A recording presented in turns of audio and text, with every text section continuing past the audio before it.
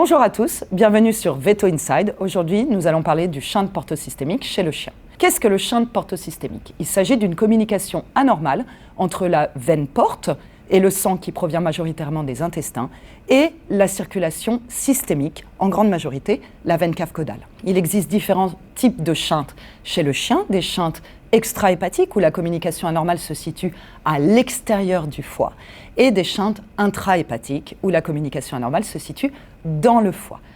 En grande majorité, ce sont des animaux plutôt jeunes, généralement de moins d'1 an. Les signes cliniques d'appel sont des signes neurologiques, des tremblements, des moments d'absence, un comportement qui peut être plutôt apathique, des animaux moins actifs que leurs congénères.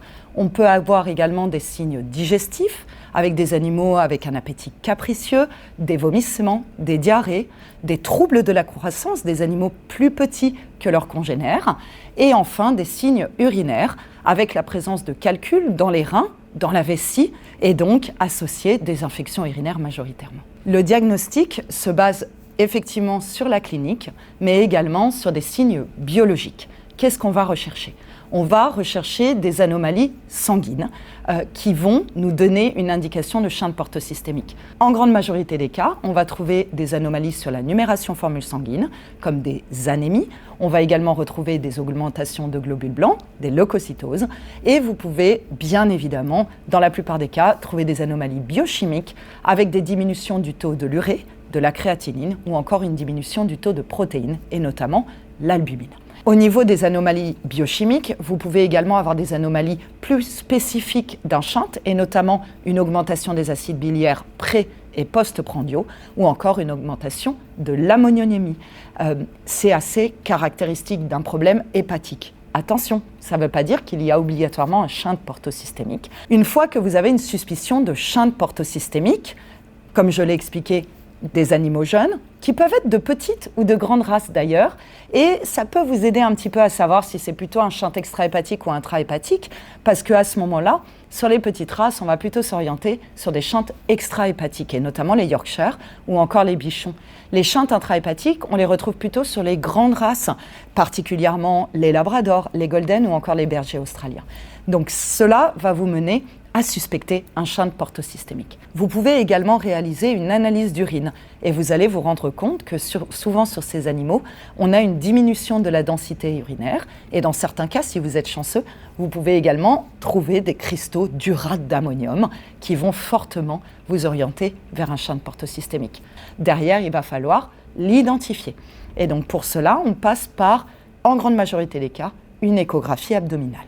On va aller rechercher ce vaisseau anormal, notamment en utilisant des choses comme le Doppler, et essayer de trouver également des signes indirects du shunt portosystémique.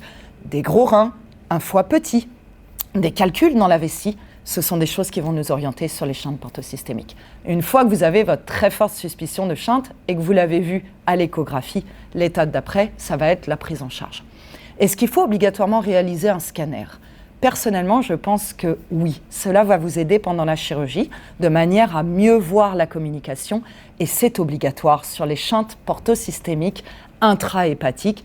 On va le voir derrière pour leur prise en charge. Au niveau du traitement médical, on va essayer de stabiliser les signes cliniques et pour cela, on va utiliser différents traitements. La première ligne du traitement va être une alimentation pauvre en protéines animales, comme par exemple les aliments à base de protéines végétales et notamment le soja, des alimentations comme le Purina HA ou encore le Royal Canin analergénique, particulièrement intéressant. On n'hésite pas à les complémenter en fromage blanc 0% ou encore en skyr à fort apport protéique. Derrière, on va utiliser du lactulose, le Dufalac, qui a pour propriété d'être laxatif, c'est pas pour cela qu'on l'utilise, mais qui va nous permettre de piéger l'ammoniac au sein des intestins.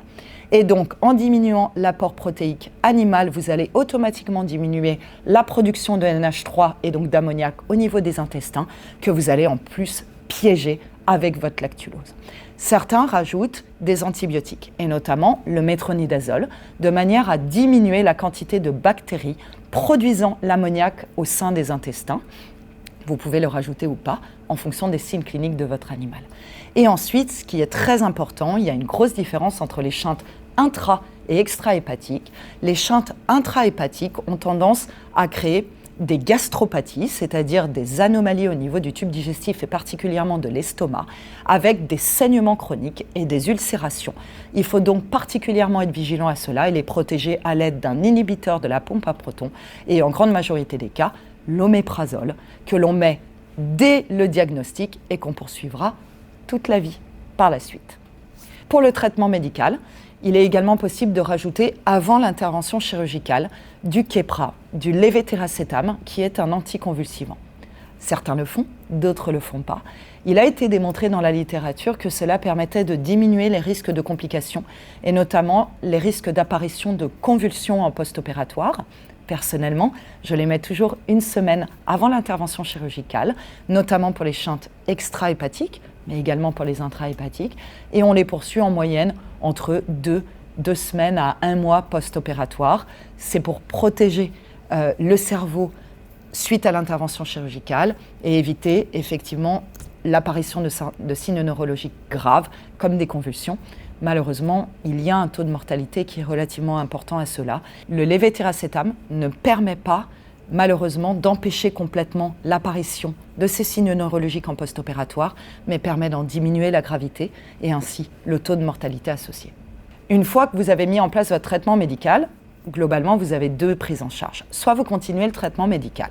Malheureusement, dans ces cas-là, on le sait, le pronostic est moins bon. Vous allez cacher les signes cliniques et notamment l'encéphalose hépatique en lien avec l'ammoniac. Et donc, ce sont des animaux qui malheureusement, comme je l'ai dit, ont une expérience de vie qui est réduite aux alentours des 5 ans pour un shunt extra-hépatique. Pour ce qui est du shunt intra-hépatique, on le sait, ils ont tendance à échapper plutôt au traitement médical avec une espérance de vie en moyenne aux alentours des 2 ans. Donc c'est certain que la meilleure option reste le traitement chirurgical. Pourquoi ? Le but, c'est d'arrêter cette communication anormale entre la veine porte et la circulation systémique. Pour le shunt extra-hépatique, la prise en charge est chirurgicale classique, c'est-à-dire qu'on va venir ouvrir le ventre et aller spécifiquement travailler autour de la communication anormale. Pourquoi ? Parce qu'on la voit, elle est à l'extérieur du foie. Et dans ces cas-là, il existe plein d'options qui vont aller de la ligature de cette communication anormale à la mise en place de cellophane ou encore de constricteurs améroïdes. Le but des deux n'est pas le même. La ligature va vous permettre d'arrêter définitivement la circulation et de manière certaine. La seule chose, c'est qu'il y a un risque un petit peu plus important d'hypertension porte. Pourquoi ? Le foie, depuis que l'animal est né, est tout petit et pas bien fonctionnel. Si d'un coup, vous lui envoyez une grande quantité de sang, il va déclencher une hypertension porte. Donc la ligature reste toujours possible, environ 50% des cas. Il faut être très vigilant aux signes d'hypertension porte pendant l'intervention chirurgicale et dans les jours qui suivent. Un autre moyen de limiter l'hypertension porte, c'est de mettre en place un système d'atténuation progressive, comme une bande de cellophane ou un améroïde, qui va vous permettre en moyenne sur 2 mois de venir très progressivement fermer cette communication anormale et permettre au foie en parallèle de grossir et d'être capable de recevoir la quantité de sang des intestins. Quoi qu'il en soit, c'est une chirurgie qui présente des risques et des complications, et particulièrement dans le post-opératoire immédiat, c'est-à-dire dans les 5 jours qui suivent l'intervention chirurgicale. Dans ces cas-là, vous pouvez avoir 3 grandes complications. L'hypertension porte, même avec un système d'atténuation progressive, malheureusement cela peut arriver. Vous pouvez avoir des signes neurologiques, c'est ce qu'on appelle soit des signes neurologiques post-atténuation, soit des convulsions post-atténuation, qui sont malheureusement des choses qui peuvent être graves et entraîner malheureusement le décès, au même titre que l'hypertension porte. Et vous pouvez également avoir des hypoglycémies réfractaires, et dans ces cas-là, ce sont des animaux qui peuvent rentrer en convulsion et en décéder. Heureusement, ces complications sont très faibles. Le pronostic pour la prise en charge chirurgicale du shunt portosystémique extra-hépatique est très bon. Dans 80-85% des cas, le chien peut retrouver une vie normale suite à l'occlusion du shunt, donc en moyenne entre 2 et 4 mois. Le traitement médical doit être poursuivi bien évidemment pendant cette période-là, parce que votre shunt n'est pas complètement occlu. Donc c'est normal, et derrière, au bout de 2 à 4 mois, on vérifie l'occlusion du shunt, et le chien peut reprendre une vie normale avec un très bon pronostic et une bonne espérance de vie. Pour ce qui est de la prise en charge du shunt portosystémique intra-hépatique, on le faisait jusqu'à maintenant par des techniques ouvertes, et cela nécessitait donc de venir disséquer à l'intérieur du foie pour révéler généralement l'arrivée du shunt dans la veine cave caudale.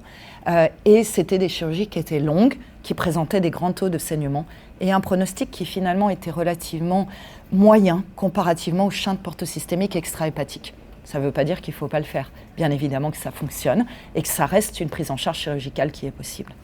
Mais maintenant, avec l'avènement des techniques minimalement invasives, on a la possibilité de procéder à des interventions chirurgicales dites endovasculaires, c'est-à-dire qu'on n'ouvre plus le ventre et on vient passer notamment au niveau de la jugulaire, une petite incision, et on va venir occlure progressivement le shunt depuis l'intérieur des vaisseaux sanguins en utilisant des petits coils qui sont un petit peu comme des petits tourbillons avec des petites plumes et qui vont permettre en fait de venir créer une obstruction au niveau de la communication anormale au sein du foie, au sein de ce shunt intrahépatique. C'est une chirurgie bien évidemment qui reste complexe, une instrumentation particulière, mais qui présente derrière un pronostic qui est bon aux alentours des 80% pour un retour progressif à une vie normale. L'espérance de vie reste quand même un petit peu moins bonne que le shunt portosystémique extra-hépatique en raison de cette gastropathie. C'est quelque chose contre lequel on a du mal à lutter et c'est pour ça qu'on va garder l'oméprazole. Et donc, généralement, l'espérance de vie se situe aux alentours des 7 à 8 ans, ce qui est bien meilleur qu'une absence de prise en charge chirurgicale. Merci de m'avoir suivi et à bientôt sur Veto Inside.